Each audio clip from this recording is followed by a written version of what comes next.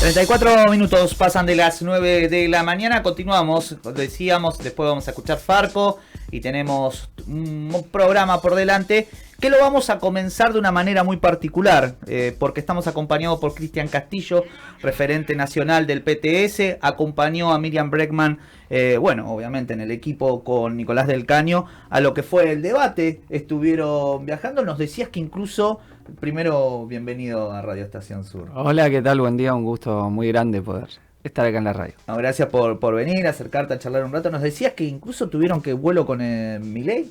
A la ida y a la vuelta. ¿Cómo fue eso?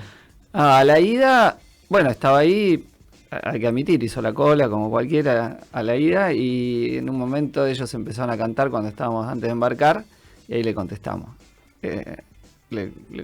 Yo ni sé qué cantaban, pero vi que cantaban por Villarruel y empezamos como a los nazis, les va a pasar, a donde vayan los iremos a buscar, para que quede claro que ni un paso atrás en la lucha por el castigo a los genocidas. Y bueno, se picanteó un poco. Después a la vuelta no hubo nada, pero entró él por la pista, no hizo la cola en el aeroparque.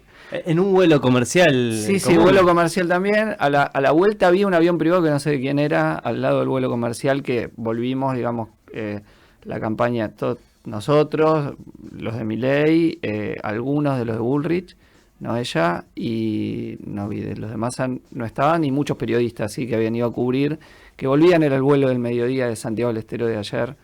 Salimos tipo 11 más o menos. Y bueno, y todo el mundo muy cansados pero enseguida tenemos que ya estamos claro, para ver el segundo tiempo del debate. Preparándose para el segundo tiempo. Los segundos 90 minutos. Que será este domingo en Capital. Queremos preguntarte, ya pasando un par de horas, decíamos casi 48 horas, en realidad menos, de lo que ha sido el debate, un análisis. Sabemos que la rusa, estamos hablando de Bregman, fue un poco la protagonista de la noche, si no la protagonista, en un discurso muy fresco, algo que conoce muy bien, es mucho más fácil dar un discurso cuando se conoce muy bien lo que se dice. Sí, eso creo que fue una ventaja nuestra y además que me parece que dijimos algo que el resto no, o sea, cuando ellos son todos candidatos que hay que seguir al FMI y acorde con la agenda derechista que están tratando de imponer. Bueno, la nuestra fue salir al cruce de toda esa agenda derechista en todos los planos del debate que se planteó. Uh-huh. Cuando digo agenda derechista no digo solo la de Milei, digo también la de Massa, que dijo que haría un gobierno de unidad nacional con los liberales. Ahí avanzó un poquito y me parece que quizá muchos que estaban pensando votarlo con la nariz tapada dijeron, epa, al final voy a votar contra la derecha, uno que dice que los va a invitar al gobierno. Así como lo de Morales, que lo dijimos con claridad, pues fueron dos definiciones que tomó Massa en el último tiempo. Y Milei hizo también una definición que lo había dicho, pero una cosa es decirlo en un reportaje en La Nación Más y otra en un debate que vio cualquier cantidad de gente, o sea, tuvo el rating de un partido de la selección importante, una semi o final del Mundial. O sea, creo que eso habla de la expectativa de la población en el sentido que no tiene los votos muy convencidos, que quiere ver, que quiere saber. Y bueno, y él dijo todo el discurso de Villarruel, lo asumió como propio y me parece que también hay muchos pibes y pibas que por ahí apoyaron a Milei que no se ven identificados con eso, o por lo menos se lo cuestionan. Nos han llegado, lo digo porque nos han llegado comentarios de votantes de Milei de las PASO, de pibes y pibas, que no lo van a volver a votar por lo de los milicos, ¿no? ¿Te sorprendió en ese sentido las declaraciones de ayer de Patricia Bullrich, en donde incluso medio que dice, bueno, se está poniendo el foco en el número y la verdad es que como levantando un poco el acelerador desde su perspectiva y desde su, sobre todo puntualmente, antecedente de haber gestionado 4 años? Lo que pasa es que Bullrich tiene que ir por el voto de Larreta y me parece que es una elección peculiar, porque no siempre los debates cambian el voto. Yo creo que en el caso nuestro los debates nos van a ayudar a que un sector indeciso o que no nos conocía nos vaya a votar. Porque es una elección con lealtades muy débiles, con las dos coaliciones que gobernaron los últimos 2 turnos estalladas en gran medida y con hechos que siguen impactando, ¿no? Creo que lo de Massa no debe haber sido fácil llegar con lo de Insaurralde y el chocolate gate y todo, pero lo de Insaurralde sobre todo, que le debe haber pegado a su militancia y simpatizantes en el estómago, y bueno, y decir que, che, ¿yo qué hago, milito para esta gente, para estos tipos? Y es un tipo con mucho poder en la provincia, ¿no? Sin ninguna duda, Insaurralde. E insisto con esto, que el voto tendía a darse con una cosa, bueno, voto esto porque no me quedo contra el otro o eso, y nosotros estamos tratando de expresar que quien no esté con el consenso del FMI puede votar una alternativa de izquierda, y que bueno, no ganaremos, pero podemos mostrar que somos muchos y muchas, y somos más que lo que nosotros recibimos en las PASO. Eso me parece importante señalarlo, porque nosotros recibimos una parte del voto de quienes están en contra del FMI, que opina que no hay que salvarse pisándole la cabeza al de al lado, que hay que estar en contra del extractivismo, la defensa de los derechos de las mujeres. Y me parece que ahora tenemos la responsabilidad de tratar de evitar que ese voto no vaya a alguna de las variantes del FMI o de la embajada de los nacidos el 4 de julio, sino que venga a la lista de izquierda y que se muestre eso, que se pueda cuantificar en una elección presidencial. Y de los partidos, un poco lo decís ahí, de Sergio Massa, de Patricia Bullrich, de Schiaretti, de Milei, y de los votos en blanco o que no fueron a votar, ¿dónde se puede capitalizar más el voto a la izquierda? Mira, yo te digo por lo que he visto de las vueltas del debate, ¿no? Lo que ya nos ha vuelto de compañeras, compañeros. Pibes que votaron a Milei, que dicen que ahora van a votar a la izquierda, que no la conocían a Miriam, y pibes y pibas, ¿no? Y pibas sobre todo. Estaba viendo muy así por arriba el estudio de Taquión, que decía que socialismo es la idea que más se buscó del debate de Miriam, y me parece muy importante, pues Milei tuvo, ayudado por los medios, la capacidad de instalar la idea del liberalismo. Bueno, nosotros tenemos que instalar la opuesta, de que la aspiración tiene que ser una sociedad sin explotación ni opresión, una sociedad autogobernada por el pueblo trabajador y no la dictadura o el despotismo del mercado que ellos defienden. Y me parece muy significativo que aunque sea, digo, si en el debate pudimos lograr eso, que se busque más la idea de socialismo, la idea de igualdad social, me parece un mérito ya importante el debate. Creo que una de las mejores intervenciones de Miriam fue cuando le desenmascaró la idea de libertad, ¿no? La libertad de ustedes, libertad para los ricos, libertad de despedir, libertad de esto, libertad del otro. Parece que fue uno de los puntos altos de la intervención que tuvo Miriam en el debate. Y después yo creo que muchos votantes de Grabois que lo hicieron contra Massa en las PASO, y están viendo si con la nariz tapada votan a Massa o votan libremente a la candidata que más las interpela, que es Miriam. Después también nos ha llegado gente que no fue a votar y que ahora nos va a votar y voto en blanco. Y hasta algunos radicales. Digo, para decir la verdad, gente radicales que dijeron, a Bullrich no la puedo votar, no la puedo votar. Y bueno, veremos si eso suma o si se consolida en el segundo tiempo del debate y hasta la elección. Porque es un momento de lealtades, como te decía, débiles. El sistema político argentino estuvo muy organizado alrededor del eje kirchnerismo-macrismo, o kirchnerismo-antikirchnerismo, después macrismo, y eso no organiza más el eje político argentino. Las coaliciones se van a rever después de noviembre. Juntos por el Cambio no va a existir más, y Unión por la Patria tampoco. Habrá otra cosa. El propio discurso de Massa es que él tiene que hacer un gobierno de unidad nacional con Morales y con liberales, llegó a decir, con Schiaretti, etcétera. O sea, es otra cosa de lo que fue el peronismo bajo liderazgo kirchnerista. Es otra cosa. Yo veo algunos, incluso más todavía de lo que dice Massa, saltando en el trampolín para ir al neoliberalismo duro de nuevo, acordándose cuando eran menemistas, qué bueno que era esa época. Ya los escucho en reportajes en la tele decirlo. Entonces uno ve ese ciclo y bueno, creo que nos tenemos que preparar para oponernos a todo eso que se va a venir, y ahí un voto fuerte a la izquierda me parece que prepara mejor para eso que se va a venir, ¿no? Que va a ser por nosotras, por nosotros, sí. Aplicando lo que el FMI quiere, que es rebajarte las jubilaciones, joderte más la salud y la educación, que no haya guita para vivienda, para infraestructura. El fondo sabe muy bien cómo hacer si tenés 30% de pobre para que se transformen en 40, si tenés 40 para 50 y 50 y 60. Chipi, ahí en ese sentido, bueno, que venías nombrando al Fondo Monetario Internacional, y donde la postura, digamos, de Milei es, que lo ha dicho públicamente, es llevar un ajuste más profundo de lo que pregona el Fondo Monetario. Más ha dicho que pagarle cuanto antes para sacárselo de encima. Lo cierto es que quien gobierna en la Argentina a partir del año que viene va a tener justamente que lidiar con el fondo.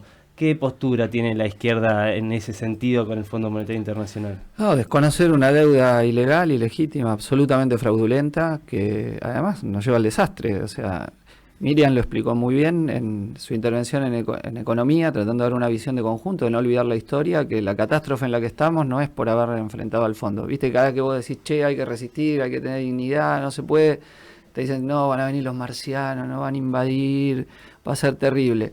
Y nos olvidamos lo terrible que es hacer lo que dijo el fondo, ¿no? Porque Alfonsín primero iba a hacer que resistía un poquito, amenazó la moratoria en 1989 y terminó aceptando los dictados del FMI y la hiperinflación. Fue por, cumplir con el fondo, ¿no? Después vino la convertibilidad, Menem, de la Rúa la continuó, trajo incluso a Cavallo, hizo el megacanje, el blindaje, y así terminamos, quebró el país, sí. Insisto, no por pelearte con el FMI, porque hay una imagen distorsionada que plantean como que la crisis del 2001 fue por la devaluación y por el default. Y es al revés, el default fue un resultado de la quiebra a la que nos llevó el FMI. Y ahora, como vos muy bien señalabas, uno analiza los pagos que hay los años que vienen, y el año que viene unos 10, 12 mil millones de dólares, pero ya a partir del 2025 son 20 mil hasta el 2032. Y es imposible, o sea, y sabemos que para el FMI pagar eso es ajustarte, recortar jubilaciones, y entonces más allá de lo que se diga en la campaña o de las medidas de campaña, ya Massa evaluó con el FMI, ahora dice me lo impuso el FMI, bueno, te lo dejaste imponer, flaco, no es que te vino y te puso una pistola en la cara, te lo dejaste imponer. Y además, Miriam eso se lo dijo también a Massa en una réplica, lo que oculta, que él no estuvo en contra del acuerdo de Guzmán, como intenta presentar ahora. Él era presidente de la Cámara de Diputados, y ese acuerdo estuvo al borde de naufragar. Y él articuló como presidente de la Cámara de Diputados, con Morales y todo el sector de la UCR, para que Juntos por el Cambio vote a favor de ese acuerdo, que nosotros dijimos que era inflacionario, que era un desastre, incluso un sector del oficialismo votó en contra, pero Massa trabajó activamente para votar a favor. Entonces ahora hace como, no, Guzmán, yo no sabía. Claro. Ahí me surge también, porque que me parece que es una idea que sobrevuela en la sociedad, que por ahí las ideas de la izquierda son de difícil aplicación en el país, ¿no? E incluso lo que mencionaba recién de desconocer la deuda con el Fondo Monetario por fraudulenta. Por ahí uno se supone imaginar en un contexto quizás de ingobernabilidad que eso supondría para la Argentina. O por lo menos no se llega a imaginar cómo se aplicaría eso. ¿Cómo sería desconocer la deuda? Mira, hay varios países que están en una situación de crisis de deuda parecida a la Argentina. Si nosotros tomamos una posición soberana y decimos esto fue una estafa, no vimos esos dólares, se los llevaron los fondos buitre que vinieron a sacar posiciones y la deuda fue en parte para eso y para sostener a Macri, y no lo vamos a pagar con el hambre del pueblo. Y llamamos a todos los países de América Latina a ser solidarios con nuestra posición y a los pueblos del mundo a apoyarnos en una posición soberana para que termine este despotismo de las deudas con las que te revientan a los países, nos saquean y hacen que todos los bienes comunes naturales los hagan puré para que unas multinacionales y los dólares que se sacan de ahí vayan al pago de la deuda. ¿Qué es el modelo de país que están pensando? Porque alrededor del extractivismo, ¿no? Vaca muerta, fracking, agronegocios, litio. Eso es lo que imaginan, una Argentina que genere dólares a partir de dejarnos el daño ambiental, la guita se la llevan las multinacionales y el fondo a nosotros además no nos queda nada. Entonces cuando uno piensa el país proyectado, el que va a ser con Massa, con Bullrich o con Milei, ve en ese aspecto el contorno del país se parece. Y bueno, eso es lo que nosotros, me parece, tenemos que poner fuerte en el centro para cuestionarlo. Obvio, no hay que decirle a la población que hay una salida fácil a esto. Una crisis con 40% de pobres y 60% de pobreza infantil, ¿cómo va a ser fácil? Pero a la vez tenemos que saber que si no salimos a las calles a movilizarnos, todavía va a ser peor. Y también decir que muchas veces el pueblo argentino ha salido y ha cambiado las cosas. Entonces, en parte de los spots que hemos hecho para la campaña quisimos transmitir una idea que si la clase trabajadora logra superar sus divisiones y puede ganar las calles, puede torcer este rumbo, ¿no?, de decadencia que tiene nuestro país. Y lo hemos visto en distintos momentos de la historia, incluso recientes. Las compañeras lo hicieron cuando consiguieron el aborto y desataron un movimiento impresionante. En el 2x1 bajo Macri, cuando nos querían imponer la impunidad a los genocidas y se la frenamos a la corte de Macri. No hay muchos casos donde la Corte revé una decisión y donde se obliga a votar una ley donde todo el PRO tuvo que votar la anulación del 2x1. Todo el PRO, por la presión popular. Entonces, yo creo que tenemos que ser conscientes que tenemos esa fuerza, ¿no? Y esa fuerza, esa presión popular, ¿hoy dónde se puede llegar a centrar? Imagino que uno de los temas que también tenía anotado tiene que ver con la reforma de la jornada laboral, no es la reforma laboral, sino de la jornada, sobre todo puntualmente, que han presentado proyectos. Sí, ahora se empezó a debatir en el Congreso 7 proyectos, uno es el nuestro. Claro. Nosotros hemos planteado la reducción a 6 horas, 5 días a la semana, o sea, la jornada de 30 horas. Fíjate que ahora están en huelga las 3 más grandes automotrices de Estados Unidos, que junto con recomposición salarial piden la jornada de 32 horas. Digo, esto es interesante como síntoma. El presidente de Estados Unidos yendo a un piquete con un megáfono. La primera vez que va un presidente de Estados Unidos a un piquete de huelga, pues le está disputando la base a Trump. Trump también fue a hacer actos cerca de los huelguistas, pero independientemente del motivo oportunista de los tipos, es muy significativo, ¿no? La fuerza de los trabajadores reclamando con la idea de ganancia récord, contrato récord, recuperando conquistas que perdieron después del 2008. Y en la propuesta nuestra acá se distingue en primer lugar porque plantea que tiene que ser sin ninguna flexibilización laboral ni baja de salario, que hay que llevar el mínimo para que cubra la canasta familiar y que además las horas que se liberan tienen que crear nuevos puestos de trabajo. En un estudio que hemos hecho, hicieron compañeros economistas de la Izquierda Diario, aplicada en las 12.000 principales empresas del país, da 1.100.000 y pico de puestos de laburo nuevos. O sea, para que el que nos escucha grafique, si una fábrica tiene 3 turnos de 8, pasaría a tener 4 de 6, y eso serían puestos de trabajo nuevos. De hecho, donde la lucha consiguió hace ya algunos años las 6 horas, que es el subte en la ciudad de Buenos Aires, se crearon cientos de nuevos puestos de trabajo. La empresa también, antes de las 6 horas, decía vamos a quebrar, no vamos a estar. Vienen ganando como nunca, renovaron la concesión, la misma empresa. O sea, siempre los versos de los patrones cuando hay una conquista obrera, ¿viste? Ya los conocemos. Cuando se consigue en Inglaterra la jornada de 10 horas, esto lo cuenta Marx en el Capital, entre otros trabajos, los patrones hicieron, así como los economistas de ahora, sacaron estudios donde decía que la ganancia era en la hora 11, entonces que no se podía poner la hora 10. Bueno, ahora que planteamos las 6 horas, seguro, de la hora 7. Pero no, se puede conquistar con la lucha, obviamente, ¿no? Digo, nosotros no vamos a vender humo de decir, che, votá, no se arreglan las cosas. Lo que sí queremos decir es por qué nos parece que hay que luchar, qué ideas, y que aparte de las reivindicaciones parciales y las conquistas, tenemos que plantear otro modelo de sociedad, porque esta sociedad es una porquería, así como está, ¿no? Cristian, estamos acompañados por Cristian Chipi Castillo, candidato a diputado nacional por el Frente de Izquierda. Quiero aprovechar porque sabemos que tenés una agenda completa y ya te tenemos que liberar. Quiero preguntarte 2 temas. Uno, puntualmente sobre una frase, y creo que ahora también es un libro, que me da un poco de inquietud y que creo que podemos llegar a tener la respuesta. La idea de revolución o revolucionario siempre estuvo ligado a la izquierda. Pero ¿cómo se explica el fenómeno Milei? Hoy ser revolucionario es estar dentro de o asociarme, no sé si asociarme sería la palabra, bueno, en el caso de Milei sí, digo, familiarizarme con la idea Milei, ser revolucionario. No, para ¿La nada. derecha? ¿Hoy la derecha es ser revolucionario? No, para nada, es al revés, es reforzar las cadenas de dominación del sistema. Cuando Miriam le dijo que era un gatito mimoso del poder económico, ¿La pensó? Esa la tenía. lo había dicho.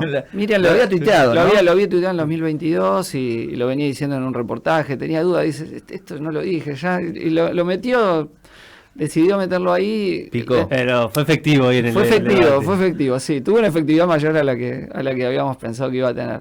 Pero me parece que estuvo bien para mostrar que el tipo se hace el malo, pero él con el poder económico es un títere de ellos. No es Milei, no es el problema, es una herramienta que tiene el poder económico, puede ser Milei o Mongo, pero es eso y viene a reforzar esas cadenas de dominación. Lo que pasa es que cuando el título que pusieron al libro de Stefanoni, la rebeldía se volvió de derecha, tuvo un papel negativo a mi entender para hacerlo como más aceptable, ¿no? Y como para que el que refuerza ideas de dominación diga, qué rebelde que soy. Y el que defiende el patriarcado no es rebelde. Y hay que entenderlo esto, porque hay muchos... O sea, el electorado de Milei es diverso, entonces creo que no lo podemos generalizar. pero hay un sector expresa una reacción patriarcal muy, muy negativa, ¿no? Me lo decía una chica el otro haciendo campaña en Junín en Las PASO, me decía, veo mucho machista empoderado en todos lados, ¿no? Me decía la compañera, y dice, y eso tenemos que volver a las calles para que eso vuelva a cambiar, que les molestó que cuestionemos el patriarcado. Y creo que otro punto importante de la intervención de Miriam fue la pregunta a Milei, si él ignoraba el patriarcado por ignorancia o por machista, ¿no? Que bueno, Milei la dibujó, no había repregunta, pero me parece que es una idea para decirlo, ¿no? Si se ignora, porque vos fijate cómo es la cosa. Si hay desigualdad entre la población afrodescendiente y los blancos en Estados Unidos, no es racismo estructural. Será que no sé qué tiene la población afrodescendiente. Si hay desigualdad entre hombres y mujeres, no es patriarcado. Si hay desigualdad de clase entre los hiperricos y los trabajadores, no es explotación capitalista. Eso no se sabe qué. La inmensa mayoría de la humanidad, y el último estudio de Oxfam dice que los 85 más ricos tienen el mismo patrimonio que los 3.500 millones más pobres. Esos 3.500 millones más pobres no es por un sistema de explotación, será que no tienen capacidad. Entonces, me parece que hay que terminar de desenmascarar todo esto con lo que se trata de explicar, y en el caso este que te decía, me parece que reempoderar el movimiento de mujeres, ayudar a eso, ¿no? Que el movimiento lo sabe hacer, no quiero hablarlo yo que soy hombre, pero apoyo obviamente todos los reclamos y la lucha contra el patriarcado, pero darlo vuelta a eso no es rebelde, ¿entendés? No es rebelde reforzar que te vas a salvar pisándole la cabeza al que tenés al lado, o que es solo un mérito tuyo. Más allá de que por la enorme frustración del gobierno de Macri y ahora con el de Alberto, mucha gente vea que la dejaron en la suya, que nadie le defiende sus derechos, que no ve salida colectiva, y sobre eso trabaja Milei para decirte, bueno, no, yo dolarizo y vas a ver cómo te va a ir bárbaro, te voy a dar un voucher y vas a ir a la mejor escuela privada que hay, y ahora estás en una escuela que es horrible. Todo eso ha trabajado, ¿no? Los sindicatos que dejaron a los pibes y las pibas sin derecho, hoy cualquier laburante joven lo hace sin aguinaldo, sin vacaciones, sin nada. Y bueno, pero tenemos que tratar de crear otra idea, ¿no? Una idea de salida colectiva, de unir a la clase trabajadora independientemente de la condición en la cual esté laburando. No puede ser solo corporativo, que los sindicatos defiendan solo al compañero que está ahí, la CGT, bueno, ya sabemos lo que es. Pero hay que volver a ponerlo porque esa es la unidad fuerza, ¿no? Y ellos han tratado de meter la idea que el que no tiene derechos va a estar mejor si le sacamos derecho al que tiene ahora derechos. Y no, que le llevamos los derechos, del otro te los llevamos a vos. Está bien esto de poder desglosar, sobre todo entendiendo que en los sectores más postergados está la idea de revolución latente todo el tiempo, sobre todo con esta búsqueda del derecho, y esa búsqueda del derecho en la cuestión de la desesperación por los últimos 8 años, o los años que quieran tomar como citar, pero sí que en los sectores populares, en los sectores más postergados, la revolución, y a veces se encuentra esa revolución en este sentido que lo que pasa es que, bueno, ellos han tratado de instalar, Milei lo hizo muy burdamente, la Argentina hace 100 años que es socialista, bueno, sí, Videla socialista, Uriburu, bueno, eso se lo han dicho, pero nosotros tenemos que explicar que es el hiperdespotismo de los monopolios lo que nos ha traído hasta acá, ¿no? Al revés, es la liquidación de todo freno colectivo, de los derechos conquistados en el siglo XX. Hoy las generaciones nuevas viven peor que los viejos y peor que los abuelos. Y esto es el neoliberalismo. Hace 40 años que en el mundo esto es lo que viene pasando. Cada vez te hacen vivir peor, la tasa de ganancia es mayor. Hoy, vos fijate que la cantidad de pobres que tenemos es casi con baja desocupación. O sea, está directamente ligada a los ingresos, ¿no? A los bajos salarios. Antes hemos tenido 40% de pobres, pero ligado al desempleo. Caía el desempleo, bajaba la pobreza. Ahora cayó brutalmente el desempleo, pero la pobreza siguió ahí. Está. Porque hoy vos haces 2 laburos, 3 laburos para llegar a fin de mes, si es que llegás, y te han licuado los salarios. Y ahí es donde el discurso del oficialismo hace un agujero bárbaro, porque la pandemia, la guerra, la sequía no te agranda la desigualdad. La desigualdad te toma decisiones de política económica que vos tomaste. Y esas son las decisiones que tomó este gobierno, con Massa, con Alberto, con la propia Cristina, que es vicepresidenta, aunque a veces parece que no es vicepresidenta, pero es vicepresidenta. Entonces, eso aumentó la desigualdad. Vos creaste, solo Massa, 1.700.000 nuevos pobres. Y ahí te llevó a aceptar con el fondo. O sea, esa aceptación del fondo tuvo consecuencias que se han pagado, e insisto, sobre eso trabajó Milei. Y entonces la solución que intentan dar es ir de nuevo más al centro, más volver ahí, unidad nacional con radicales y con liberales. ¿Y eso qué te va a llevar? Va a ser pagarle al fondo con lo que ya vimos en Jujuy. Otro hecho para nombrar de las rebeliones populares, ¿no? Está bien, no se llegó a voltear la reforma, pero Morales se transformó en una suerte de cadáver político. Después de las protestas, de los pueblos originarios, los docentes, los mineros del Aguilar, los municipales, y bueno, el pueblo en las calles, ¿no? Que de algún modo anticipa lo que para mí probablemente va a pasar cuando intenten ajustar, venir por todo, ya sea más con complicidad de los aparatos sindicales. Fíjate la cantidad de burócratas sindicales que ya se están reuniendo con Milei. Barrio Nuevo, para empezar, que estaba con Guado de Pedro, y de Guado de Pedro a Milei como si nada. Gerardo Martínez, Cavalieri, bueno, ya están todos ahí, los oficialistas de cualquier gobierno, dando ese salto, ¿no? Entonces, me parece que vamos a tener que pelearla, pero yo no quiero dar un mensaje de desesperanza, todo lo contrario. La idea que estamos tratando de transmitir en la campaña electoral con mayor o menor éxito es que hay la fuerza para cambiar esto cuando millones ganamos las calles, ¿no? Que ellos son una minoría y dominan mediante el divide y reinarás, ¿no? Ese es su arte. Bueno, algunas veces logramos quebrar eso y cambiamos la historia. Y entonces podemos pensar una sociedad distinta a algo por lo que han luchado generaciones anteriores, una sociedad socialista.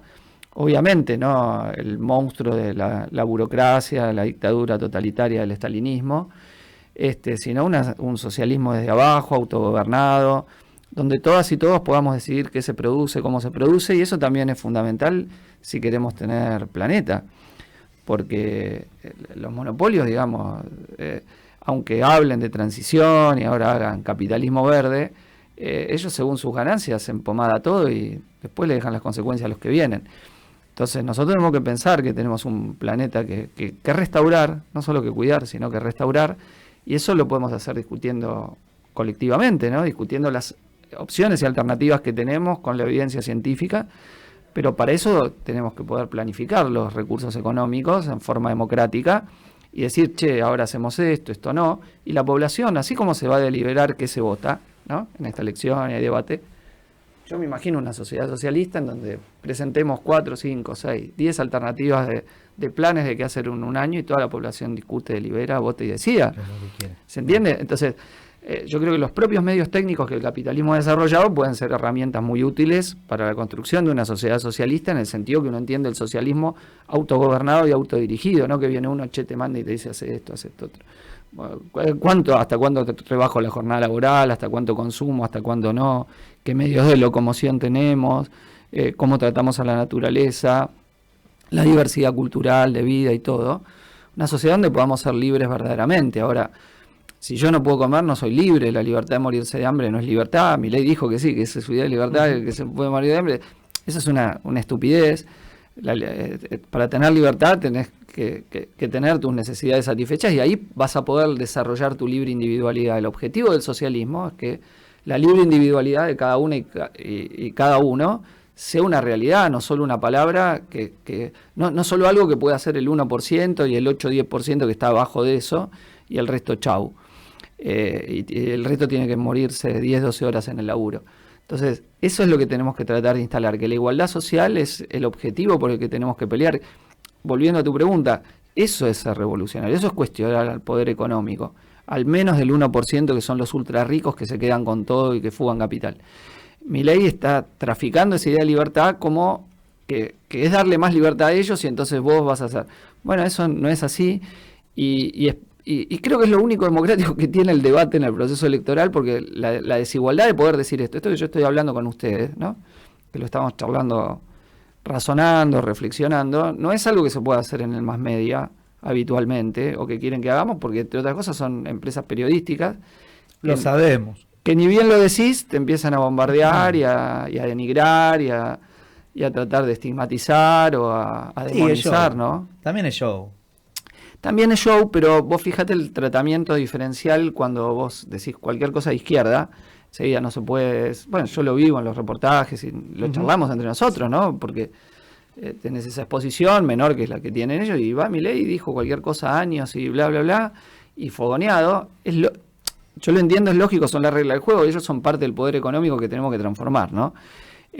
Vos fijate, Miriam siendo candidata a presidente, hay canales que nunca la han invitado, jamás. O sea, Miriam es muy conocida en un sector más politizado, que sigue la política, que conoce su trayectoria desde los juicios a los genocidas, en defensa de fábricas recuperadas, como militante política en el Congreso, pero es un sector limitado de la población. Y hay canales, insisto, enteros que jamás la han llevado a compartir una charla. Y en esa charla, obviamente, porque nosotros vamos, y esto que yo digo acá, lo digo si lo tengo que decir en TN o en La Nación Más, no hay problema. Supongo que reaccionaría Johnny Viale de distinto que ustedes ahora, pero... Por suerte. Por suerte, ¿no? Cuando se sientan Johnny Viale ahí digan, ¿en qué me convertí? ¿Qué hicimos? Sí, claramente. No, pero digo... tenemos de algún modo que no renunciar a transmitir esa expectativa. Ellos nos tratan de poner a la defensiva con lo que fue la experiencia del estalinismo, que no podemos más pensar una sociedad igualitaria, una sociedad socialista. Y tenemos que, entre todas y todos los que creemos que eso es posible, reflexionar cómo tratamos de hacer que esa idea sea movilizante también. Digo, más allá de las peleas inmediatas, ¿no? Pues es un nivel, obviamente, la pelea inmediata, reivindicativa. Pero también es un nivel de la reflexión, la idea de la emancipación social en todos los niveles, ¿no? Económica, del propio patriarcado, donde hay racismo, del racismo. Y tenemos que esforzarnos en pensar cómo la hacemos más, un poco más popular, que sea deseable. Algo que nos propusimos es tratar de usar los debates un poquito para esto. No sé si lo conseguiremos porque es difícil, es un formato, bueno, estructurado, más democrático que el resto de la campaña electoral, porque 5 candidatas y candidatos... Tiene la misma cantidad de tiempo cada uno. Y la misma cantidad de preguntas, la misma cantidad de réplicas.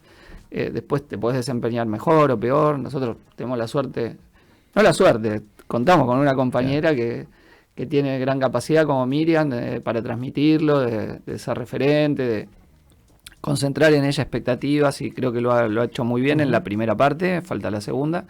Y que tuvo la capacidad de transmitir esas ideas bien, ¿no? Me parece, por lo menos nosotros nos quedamos conformes en el sentido que lo que queríamos decir se pudo decir. Para el próximo debate de este domingo, ¿van a tener algún tipo de preparación distinta? ¿Van a apuntar a algo en particular? El tema que hay es que lo tenemos que hacer más rápido, porque llegamos y ya estamos preparando. Menos tiempo, claro. Son 3 temas, los temas centrales son trabajo, seguridad y ambiente, y con ambiente está vivienda y hábitat. Desarrollo humano, sí. Está ahí. Bueno, son temas que tenemos mucho para hablar. O sea, el problema es si podemos concentrar lo central de lo que tenemos que decir. Como hay mucho, tenés que seleccionar. Esa es la dificultad muchas veces del debate, que tenés que ver qué dejo afuera, qué dejo adentro, qué digo, qué no digo. Pero bueno, la mecánica del debate a veces te va llevando a decir cosas que no tenías pensadas. Miriam, ella tenía posibilidad de elegir réplicas y cuándo meterlas. ¿Eso está estudiado? ¿En qué eje poner las réplicas? Tenés alternativas, en nuestro caso por lo menos, no. Yo creo que Milei y Massa acordaron hablar ellos las 5 y 5. En economía todo. Estoy convencido que eso lo acordaron entre ellos, porque creo que compartían un objetivo que era tratar de polarizar entre ellos. El desafío que nosotros nos habíamos puesto es tratar de romper esa polarización, y discutimos si van las 5 réplicas, usamos las 5 en economía, y discutimos que no. Que queríamos usar en derechos humanos para decir lo que dijimos. Se destacó ahí también, me parece. Con un riesgo, tenía un riesgo, que era que quedaba todo el debate ahí, pero estábamos convencidos y dijimos, no, vamos, de las 5 usemos 2 ahí, que lo que vamos a decir se va a distinguir igual, ¿no? Y cerraba Miriam. Y bueno, creo que nos resultó esa estrategia de quedar arriba en la primera parte, cuando ellos concentraron mucho y gastaron todo, y después teníamos aire para plantear temas que si no hubiésemos podido plantear. Y bueno, ahí sí tuvimos una suerte, que fue en el sorteo empezar hablando, y entonces pudimos enganchar, y enseguida lo que sí habíamos discutido es que como Milei hablaba primero en economía, ser los primeros que le íbamos a contestar a decir que era un títere del poder económico. Ahí salió lo del gatito mimoso.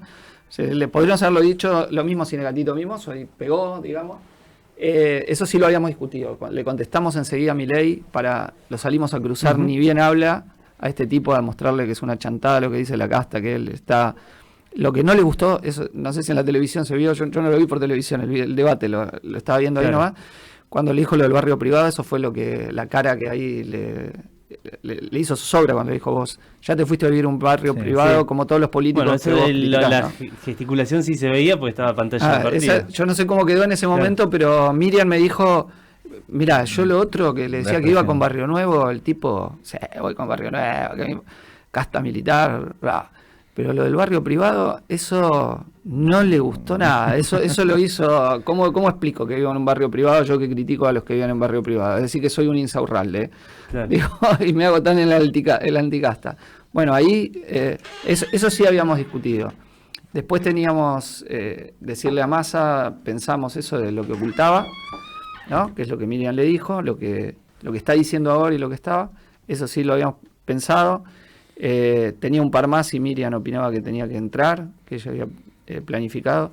Educación, creo que hicimos también una buena intervención, fue la de Miriam, de defensa de la docencia, y culminó muy alto con la idea de que, contra Massa, que dijo que los docentes estaban de joda, volviendo a esa idea de que los paros que hacen los docentes para pelear por su salario y por la infraestructura son los culpables de la crisis educativa, mientras están son funcionarios de joda. Creo que eso fue un punto que por lo menos llegaron muchos comentarios de la docencia contenta de que la estábamos planteando y defendiendo frente a un ataque de todo el sistema político. Quien gobierna siempre se la agarran con los docentes, en vez de pagarles bien, en vez de garantizar el presupuesto que tienen que garantizar, de que haya infraestructura. No, la culpa del docente, que se banca toda la crisis en el aula.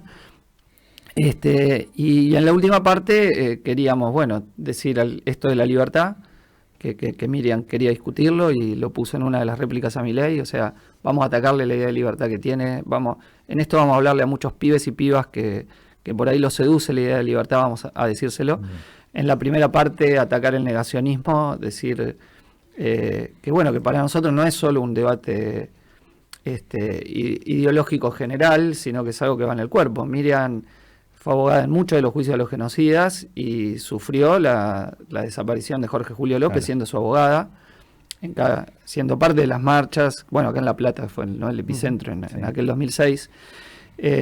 La gran Adriana Calvo fue la que se dio cuenta, eso Miriam lo cuenta en muchos reportajes cómo fue la situación, y las amenazas y agresiones. Entonces, yo me acuerdo en uno de los juicios a la ESMA, que fue en Comodoro Pi, donde estaban Acosta, el Tigre Acosta y Astiz, te hacían así los abogados, ¿no? Miriam estaba abogada.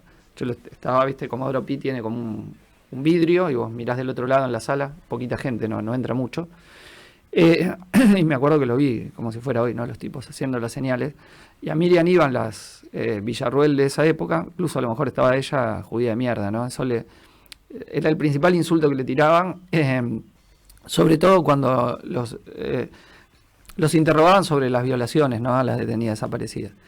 Ellos están tratando de instalar de vuelta la teoría de los excesos, que es la que está en el informe de la autoamnistía de los milicos, el que hicieron antes de irse Viñones. Y como si los vuelos de la muerte se hacían todos los miércoles, eran un exceso por miércoles tenían, ¿no? Los 500 bebés apropiados, las violaciones a las pibas, la quema de los cuerpos que hacían. Y creo que algo que tenemos que empezar a decir, que le están entregando a River, independientemente del club que uno sea hincha, ¿no?, el predio donde se quemaban los cuerpos de los detenidos desaparecidos, donde están los restos, probablemente muchos detenidos desaparecidos, y lo van a hacer un coso para jugar al fútbol. A Brito, el amigo de Massa. No corresponde. No corresponde porque es un lugar muy tétrico de lo peor que hacían, ¿no? Los tipos lo decían cínicamente, decían el asadito a quemar los cuerpos de los detenidos desaparecidos, ¿no? Es una hija de putés. Y eso los están tratando, quieren hacer retroceder una conciencia histórica, ¿no?, que tiene el pueblo argentino, y me parece que tenemos que decirle que no, que eso no tiene que retroceder, que hay que explicar a mucha gente que eso no es una palabra vacía, porque los términos, viste, a veces se folclorizan o pierden significado, ¿no? Entonces yo digo genocidio y es una palabra y empezamos y ellos discutamos el número y eso, y se pierde la dimensión humana de lo que ocurrió, ¿no? De lo que fue el genocidio, de estas cosas que hacían y que nadie quiere que se la hagan ni que ocurran. Y entonces cuando vos lo narrás, insisto, muchos pibes y pibas que votaron a Milei, lo escucharon a Milei decir algunas cosas que venía diciendo más fuerte de Villarruel, y no sé si les gustó, Pues algunos seguramente sí, son la derecha, el partido militar, la familia policial, pero es un sector que siempre estuvo, pero no la gran masa del pueblo argentino, por decirlo de alguna forma. Y me parece que tenemos que transmitirlo, que explicar, y que eso fue al servicio de un esquema económico, ¿no? Que lo que hoy sufrís con 6 pibes bajo la línea de pobreza, ahí tuvo un punto de quiebre, con esas torturas, con los asesinatos, con los secuestros, con los vuelos de la muerte, con las violaciones. Ahí empezó esa pirámide descendente en la que estamos hoy, y empezó de esa manera, ¿no? Con un genocidio de clase, hecho por la clase dominante de este país, que se benefició de esa dictadura militar, que la puso a la dictadura militar, y que se siguió beneficiando con los distintos gobiernos mediante el saqueo. Y bueno, tenemos que explicarlo, tranquilos, sin enojarnos con la gente, porque la población es la primera que sufre esto. Creo que está pensando, está reflexionando, está tratando de encontrar algo. Quizá hoy dice Milei, pero no está muy seguro, por lo menos una parte no está muy convencida. Y tenemos que transmitir, por lo menos, que nosotros creemos esto que les decía antes, de que demos una expresión de que quienes tenemos otros valores, otras ideas, bueno, que se expresen también en este terreno electoral. Obvio, no solo en el terreno electoral, que se expresen pensando en que tenemos que cambiar esta sociedad en otro sentido, tenemos que hacer que la idea de revolución, rebeldía, etcétera, esté ligada a la izquierda claramente, y bueno, y tratemos de utilizar los espacios que tenemos para presentar una sociedad deseable, aquella en la que nos gustaría vivir, ¿no?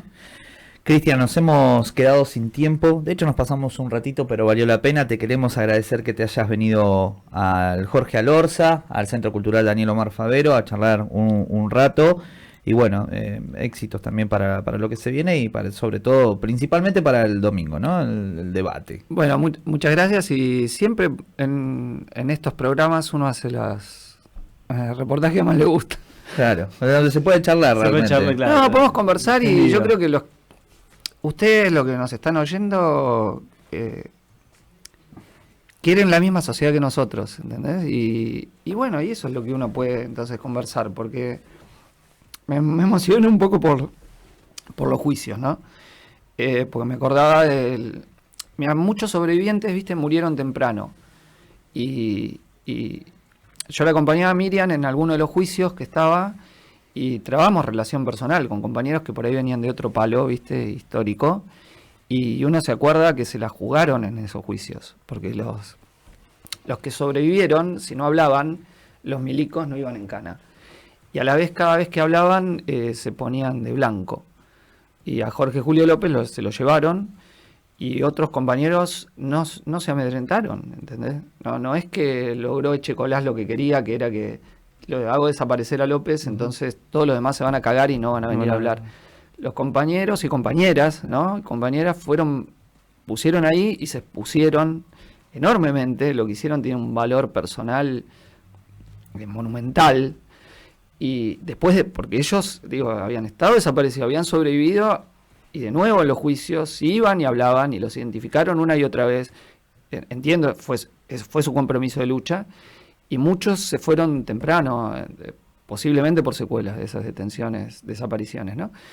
Y creo que los tenemos que recordar con la valentía que tienen. No sé si hemos logrado ponerlos ahí. En 1985 la película le hizo un poquito de homenaje a Adriana Calvo, ¿no? Porque recordó, fue el testimonio 1 del juicio de la Junta. Claro.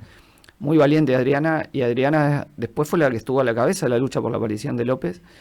Y bueno, y por suerte esa película hizo que muchos la conozcan y la valentía de ese testimonio de ella, ¿no? Hoy las caídas del Catre justamente hablaban, la subcomisión, vale la pena recordarlo, la subcomisión de derechos humanos de Gimnasia pasan la película gratis hoy justo. Muy bien, muy lindo para verla. En el Rocha a las 6 de la tarde, justamente en esa idea. Así que Cristian, queremos agradecerte este rato. No, yo muy agradecido. Cuando vengas a La Plata te venís. Dale, vengo toda la semana. Estoy siempre acá por acá en la universidad. Te venís y charlamos. ¿Querés tener una columna? No hay problema. Sí, venimos y charlamos tranquilamente, no hay ningún tipo de un gusto drama. conversar, la verdad, muy, muy linda conversación y espero que lo hayan compartido quienes nos están oyendo, que es lo importante y que va a quedar en YouTube también. Así que se queden sí. pensando, ¿no? Que es la idea, que se queden pensando, viendo, votándonos el 22 de octubre también, pero reflexionando, porque bueno, no es fácil cambiar esta sociedad. Estamos contra el poder constituido y lo sabemos, yo milito hace muchos años, no hemos podido hacerlo hasta ahora. Pero creo que tenemos esa ambición, esa expectativa y que la comparte mucha gente, entonces tratemos de hacerla visible. ¿No? Insisto, que nos lleven a tapar con la nariz tapada, ¿no? No es un balotaje, esto, perdón, un segundito nomás. Sí. El 22 de octubre no hay un balotaje, hay una elección general. Después, si querés votar mal menor, tenés balotaje, pensalo. Pero en esta es una elección general, donde no es indiferente si solo los votos los sacan quienes están con el Fondo Monetario, quienes están con el poder constituido. Si la única fuerza que va a haber, que es disruptiva con el sistema capitalista, logra avanzar un poco de lo que sacamos en las PASO, es un buen mensaje. Si le podemos sacar un poquito a Milei, que vaya ahí, algo a que no todo se concentre ahí, ¿no? Yo creo que el que vota resignado, no hay otra que seguir lo que está, tiene 4 fórmulas. Podrán elegir, me resigno un poco más así, un poco más así, un poco más así, un poco más así. El que no quiere resignarse puede optar por no votar resignado, ¿no? Por votar contestatariamente y creo que con una candidata de mucha estatura moral para lo que hay, para el resto, con trayectoria de lucha, que puede mostrar coherencia. Miriam lo dijo mucho en los reportajes previos, digo, yo puedo mostrar coherencia con lo que hago, con lo que digo, con mi trayectoria, no lo pueden mostrar el resto. Yo hacía un chiste que Tremasi y Bullrich tienen la competencia del rey del panqueque, a ver quién gana, el rey y la reina del panqueque, ¿no? Pero bueno, ¿no? Eso compite. No sé quién gana todavía, de por dónde han pasado, por dónde van y por dónde van a pasar todavía. Milei ya está aprendiendo el oficio del rey del panqueque. Bueno, nosotros no vamos a hacer eso. Trataremos de cambiar esta sociedad y si no, será nuestro aporte a la lucha de otras generaciones, ¿no? Que es lo que podemos dejar. Uno siente que su aporte está ahí, en tratar de ayudar a que generaciones nuevas, ¿no? Piensen otras ideas.